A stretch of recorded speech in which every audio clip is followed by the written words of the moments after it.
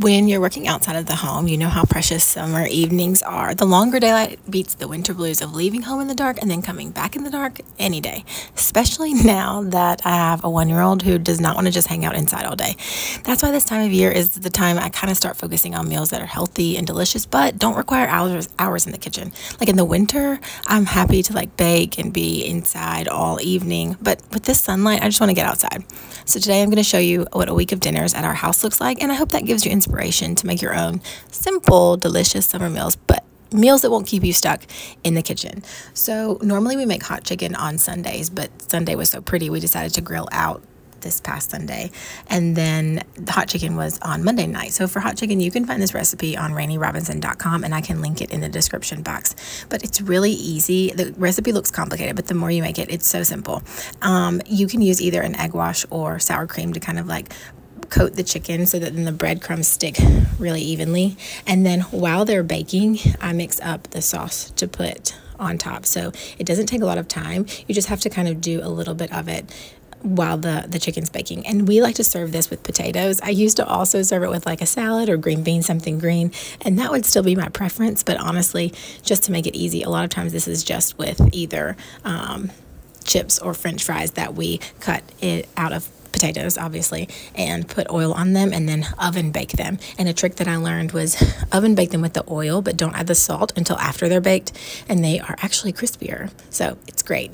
I like pickles with this. Now my little sister eats this with spring mix salad, goat cheese, and then dressing, and that's actually really good too. So there's a lot of ways you can do this. I also always make extra chicken while I'm baking this, so then the next night I could do something like Parmesan chicken with this same breaded chicken, or I can serve this baked chicken as leftovers for lunch. Sometimes I'll put the leftover hot chicken in a sandwich or salad for me or JT, and then I'll make the baby just like these chickens that don't have any of the sauce on it, because it is hot chicken, so she doesn't actually eat the sauce.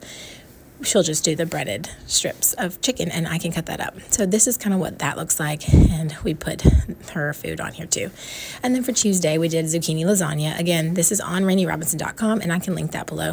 It actually looks complicated again, but it's so easy once you kind of get the process down. Now you can do, this is fresh zucchini just because it's summer, and this is really easy for us to get a lot of at the summer farmers market here. But I have also done the Green Giant frozen brand, and that actually is easier because you don't have to grill the zucchini. When it's fresh, you want to grill it. It helps remove some of the excess water. If you don't do that, sometimes the lasagna is just kind of watery. So just keep that in mind. The frozen ones, I didn't see the frozen option at our store this time, where I probably would have done that even though we have a ton of zucchini, just because it does save a step.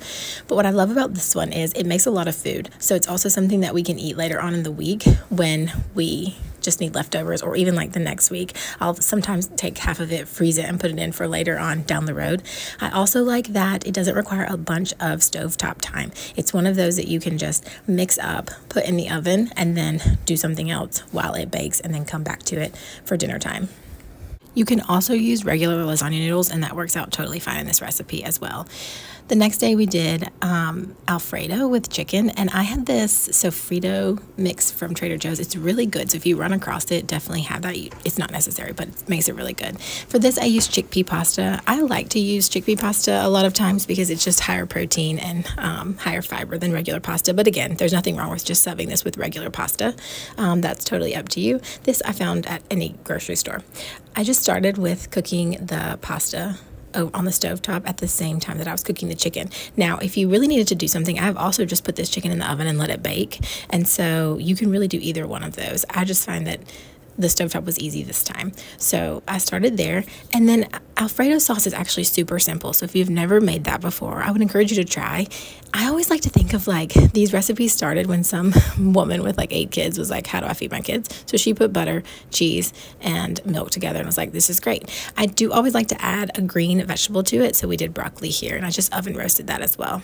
Finally, we did kind of a taco bake Mexican themed dish. I don't know. I was kind of just assembling things together. So what I did with the ground beef, in the beginning of the week when I was making lasagna, I doubled the amount of ground beef that I would need.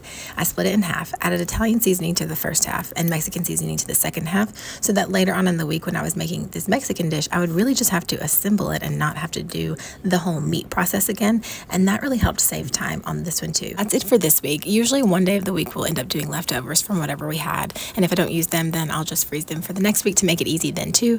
But thanks for watching. I hope you enjoyed this video. Let me know what you want to see by leaving a comment, and be sure to subscribe. And each day I share reels of what I pack up my 1-year-old. So if that interests you, be sure to check out the reels as well.